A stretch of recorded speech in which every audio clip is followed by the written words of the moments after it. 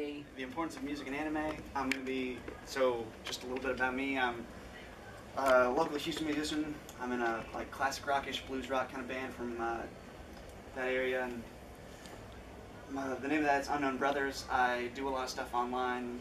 I'm trying to get into Instagram. I pretty much just made that like a month ago, pretty much just to have some content. But if you want to get in touch with me that way, if you don't want to come talk to me afterwards, or if you have a question after the fact and you're like, I could ask him that. I'm UB, U as in unicorn, B as in beaver, UB guitarist on Twitter and on Instagram. So if you want to DM me on either of those platforms, whatever your preferred social media is, then you can check me out there. Don't have Facebook and stuff, but if you want to contact me through Unknown Brothers, then you can contact me on that. I'll get a hold of you in that fashion on Facebook. Gift cards. I do have cards for my band, if you want to check that out. If you want to ask me any questions about that at any point, or if you just want to ask if I'm going a little too slow.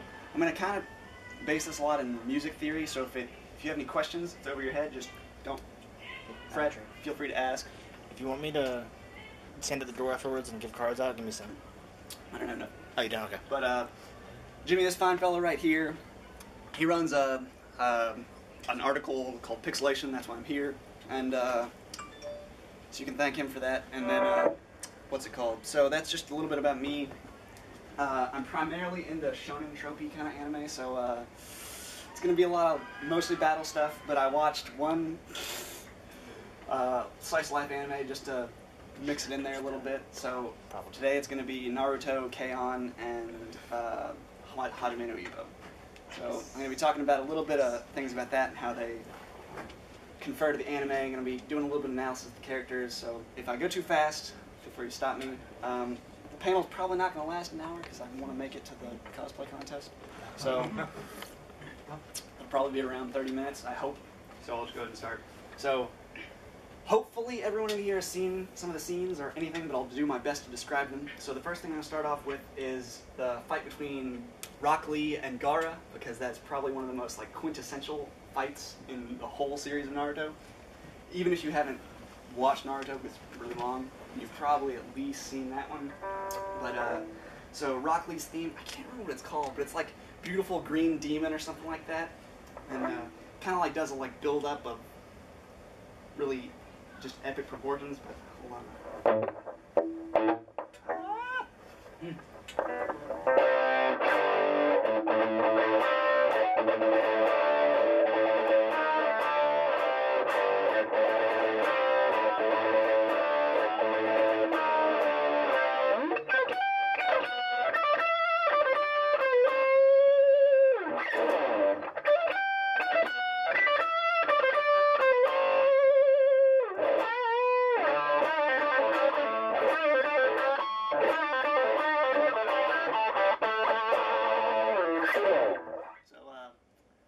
Really 80s rock inspired, just I imagine Joe Satriani or Def Leppard, kind of riffage and just really heavy kind of stuff, pinch harmonics.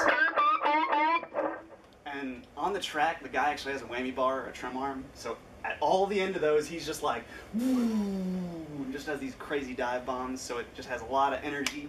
And if you know anything about Rock Lee as a character, then you know he's a zero-made hero. He practices his whole life just only taijutsu, so he just punches Gaara's impenetrable defense. And even Naruto in the stands, he's how can he hit him? Why is he only punching him? And Sakura's can he not use any ninjutsu? He should back off and do some more psychological warfare. But he's no, he can only punch them.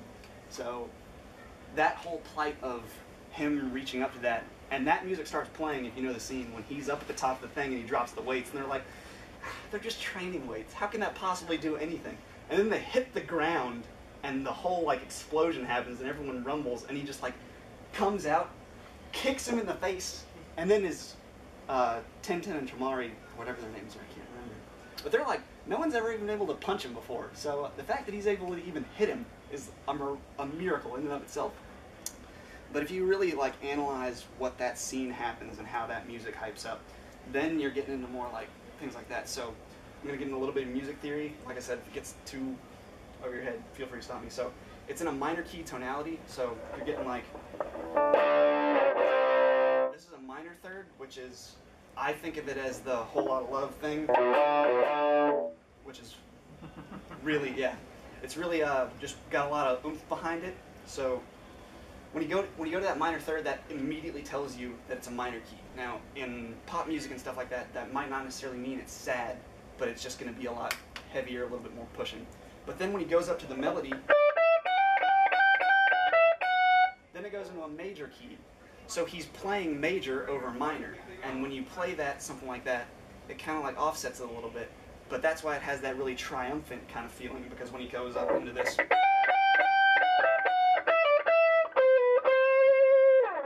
so it's got more of a modulating key, which kind of like changes your perception from like the amped up, and then it goes into more of a like triumphant feel of, oh, he can do this. Well, obviously later you figure out that he fails miserably, but whatever. The character in and of itself is really awesome. I really like Rock Lee. He's my favorite character. He kind of breaks the shonen trope up a little bit, because especially in Naruto and all the anime at that time, so Dragon Ball, stuff like that was before that, it's people are born with skill. If you go even as far back as JoJo's or things like Fist of the North Star, it's these guys that are like super machismo, they're like born great, and Rock Lee's just this nobody, and he trains up and becomes this cool guy. So that's why I like that triumphant return. That song really indicates his backstory a little bit, and that's really what I like. So is that clear? Everyone liking the flow a little bit? All right. So I'm gonna clean up just a little bit, hopefully. So this next one's gonna be a big turn. This is K-On!, and the reason why I watched that was because it's high school girls, and they're in like essentially a rock band. They're drinking tea. Yeah, they drink tea instead of play music, so they're like basically just it's an excuse, but it's very it's very slice of lifey, and they're very interesting characters. The main character is this little girl, and she like wants to get really good. The guitar she plays is actually this. I will definitely, if at least for the animation in that series was really cool, because when I was watching what they were gonna play, they actually mimic the hand motions, so I was able to just watch it and be like, oh, it's like kind of over here in this position. My ear's good enough to tell, but it's an E major key, and if you've watched the show, it's the part where I can't remember what their names are. But they're doing the talent show for her grandma next door, and she's doing it because the main character's doing it because she wants to get the big prize, which is like a hot spring expedition. So she wants to give her that gift. And if you the characters are all very tropey. The main character is the typical dopey Sailor Moon-esque type like canon character. So she's like really inept. Her little sister wakes her up to go to school, and her little sister's like in middle school or younger.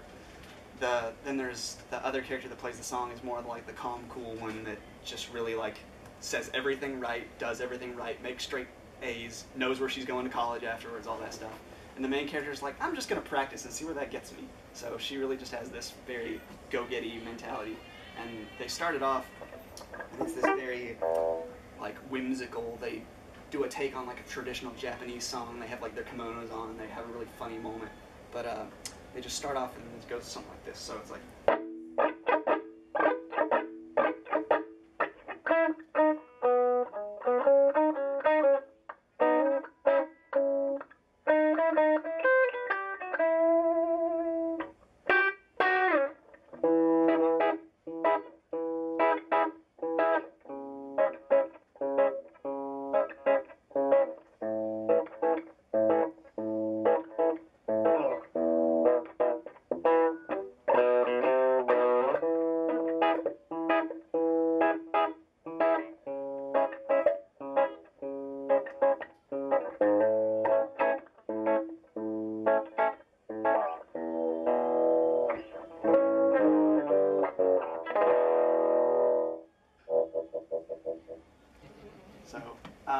It's just really like playful, and when I heard it, I'm like, okay, so they're doing this like kind of like major key thing. But when I hear stuff like that, I think of, and you've probably heard really tropey like pop punk kind of stuff like. But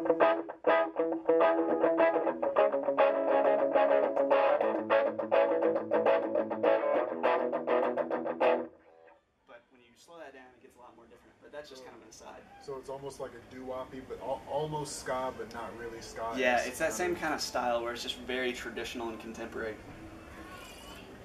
And you can take that back as far as you will, but I really liked that emphasis because there's a lot of music in that show. Obviously, they play music all the time, so there's a lot of like really atmospheric moments where they'll be really tender-hearted. It's very typical in the genre of that shoujo kind of elements. So I picked this mostly because the main character is just very whimsical, and even stuff like this, like, which sounds bad like if you just play it like that, but they just kind of like break it up. It's like this interesting like harmonic soundscape that they make, and I really liked just kind of that aspect and the characterization that pans back into the way the characters interact with each other, how they set it up, and how they kind of have like this humor back and forth. But I really just enjoyed the way that the characters interact, and then they play the song, and then they're like, "Oh, we feel really good with this," and it's just a very interesting take on the way they do it. So that's kind of that one. Any questions on that one? Alrighty. So, what time is it? It's been 11 minutes. Oh, poop. How many songs do you have? Not enough. That's probably going to be a downer on that one. But, Just riff for like 45 minutes. Could do that. Just go meet the guy up front. But, so, I guess, for the last one, darn, I only took 5 minutes. But, for this one, it's the fight versus Brian Hawk and Takamura. And with that one, that fight is like amped up for a good chunk of the second season, if I remember right. And Brian Hawk is just this really evil guy. He like punches his coach in the like weigh-ins. He dogs on him for the whole time. He grabs like chicks inappropriately and does all this kind of stuff. Talks about how garbage the Japanese are. Doesn't practice. Does all this kind of stuff. And then Brian Hawk's this guy who's just like trying his hardest to be the champion, and he wants to win every heavyweight title. So he's just coming in on this like off the back foot. He specifically drops a match just so he can make sure his weight training goes bad, because the way that when you're a boxer is you basically starve yourself, go down a weight class, and then once it's your time, then you bulk back up. And he needs a specific amount of time to bulk back up, and he schedules this fight immediately after that one. But they have this little like very Rocky-esque thing, so it's like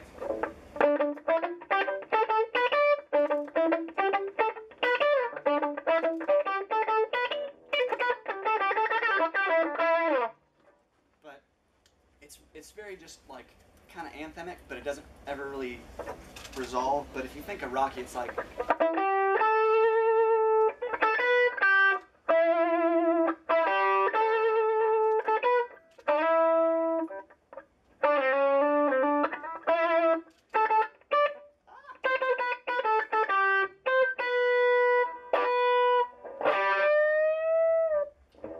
it's got like that similar characteristic of just a really upbeat kind of like push and drive. And then once they go into the fight, they do that along with some other more atmospheric things where it's just kind of like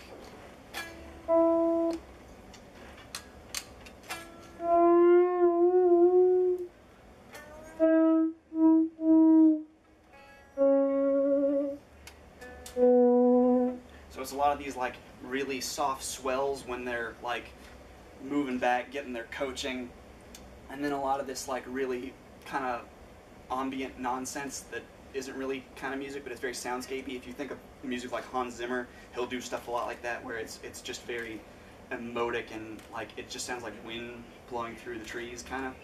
But he'll do things like that, and if you think kind of like that, follows that, brings back in. Once they engage in punches, then they'll use the punches as almost bass drum hits, and it's really this rhythmic flow of them punching, blocking, and then once they make a hit, then it'll drone back out, kind of like transfer to their head space, like they just took a deep head hit, and then it'll like kind of more like Hans Zimmer kind of stuff. So the way they take this fight and transition it into very soundscapey elements of like Hans Zimmer culture kind of music, and then they still use the very anthemic kind of 80s synthesizer-ish like way of writing, then they really create the fight and make it really what it is. Riff. I don't want to do that, but I don't know. That's kind of what I did. Yeah. If you want me to play like just some riffage from like my kind of stuff, I can do that. I mean, I guess but just take maybe if you want to ask me any questions, that would be good too. Q&A, or you can see what the room thinks, or whatever. Yeah.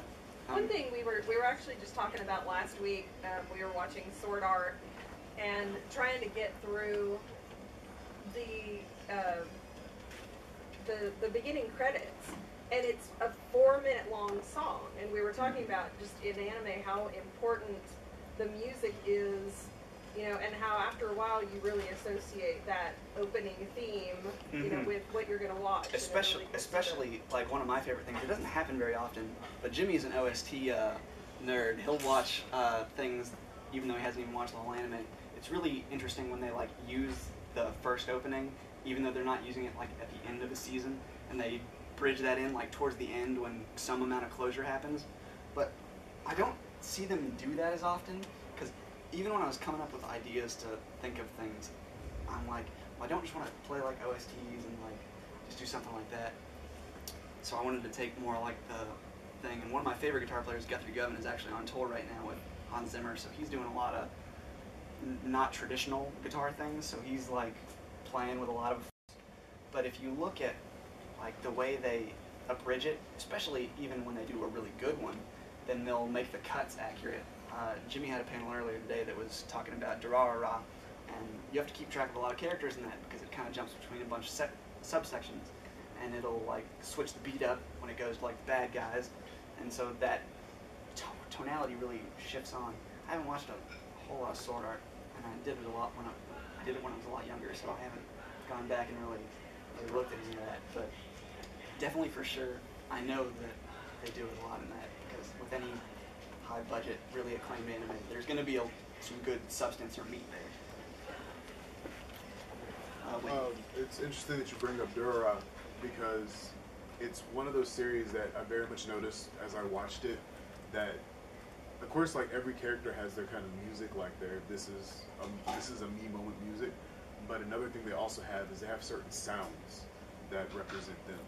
Yeah. Like I don't know if anyone's here has actually watched it, but whenever Psycha comes out, like even like when it's not the original Psycha, anytime there's a mention of Psycha, it literally plays this kind of vocal kind of like this ghosty very sound. Like, so it's, while each character has their own music, there are also sounds that very much represent the character. Like I can't even believe I'm actually forgetting this character's name, the Russian, Black Russian.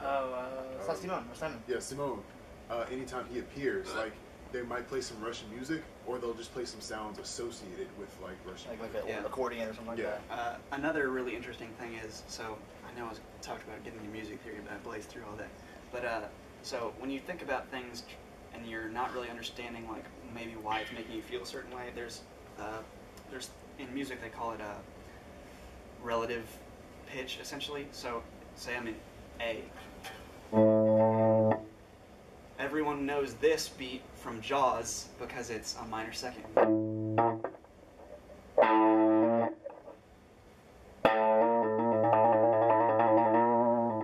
that gives you that feeling of that it's not really moving anywhere, it's kind of making me feel kind of weird. But then if you just go up one fret, then it's a major second. And that has an entirely different feel. And then I talked a little bit about minor thirds. And that has a different feel to it entirely as well. And then I'm going to skip up to fifth because it gets a little bit more confusing, but everyone knows. So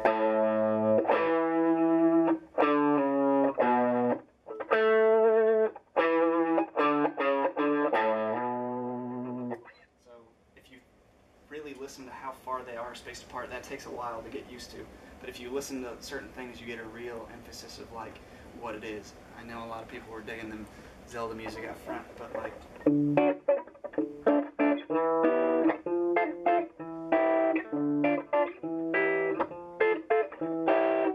progressions like that, which are traditionally very Latin, can give you a really different flavor because that's not something that's very traditional in our culture, in Western music and things like that. So people taking from other things, and obviously through music like ska, punk, and things like that, they've taken those tropes and made other things. In jazz, they use a lot of like things like that, which aren't very traditional. But in blues, you got your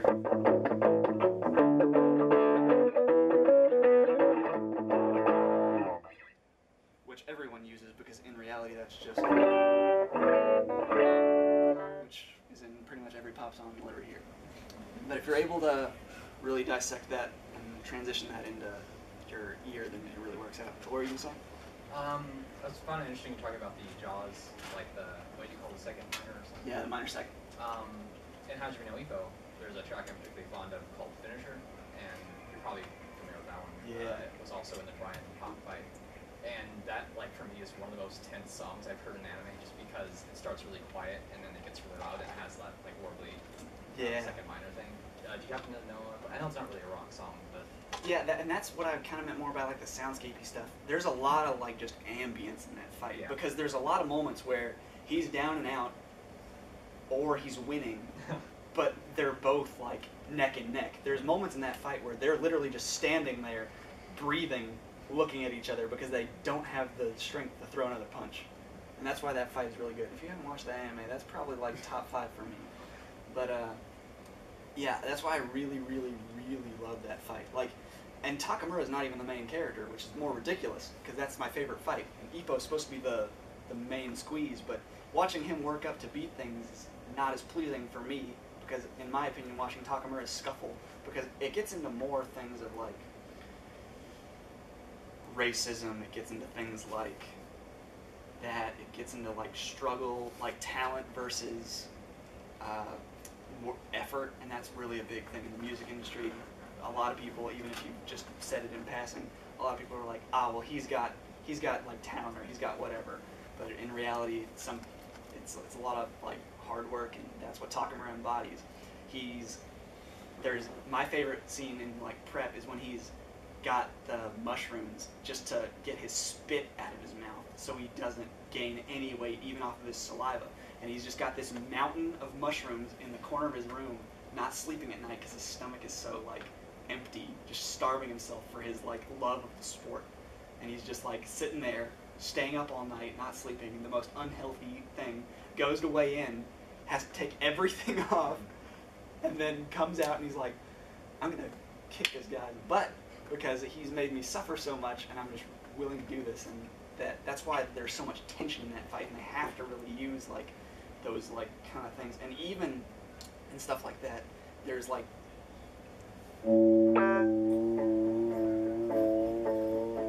where that's not actually even this.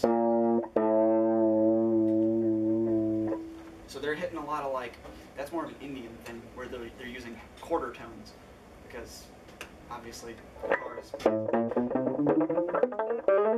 So there's all those notes in between, but even in between that there's a lot of quarter steps. It's common in blues more so because it's like, but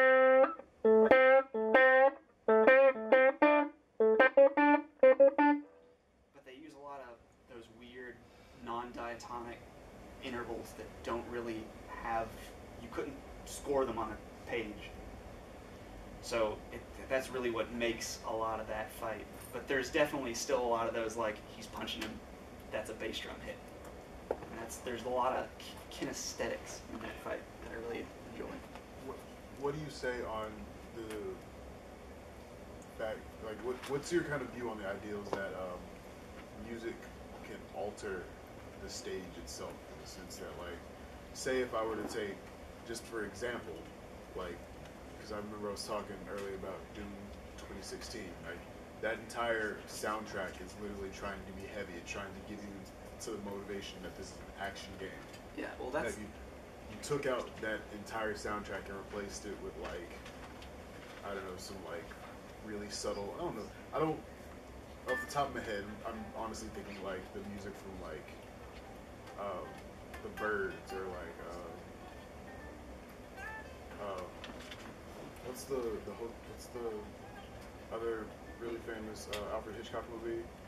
Psycho. Like, you took music from Psycho. Now, while the music itself might not be that scary, in the sense that the music kind of gives you that sense of, oh, I'm supposed to feel terrified, or oh, I'm supposed to feel really adrenalated. I think I get what you're gonna say. And so it kind of goes back to talking about things like tempo. A lot of the time, that's like pretty cut and dry. Like if you make something fast and you add in certain intervals, it's gonna make it sound more like anticipated. So if you just do like, I do that every time. That's obviously not gonna make you sound as good as something else. But if you add in more minor intervals, like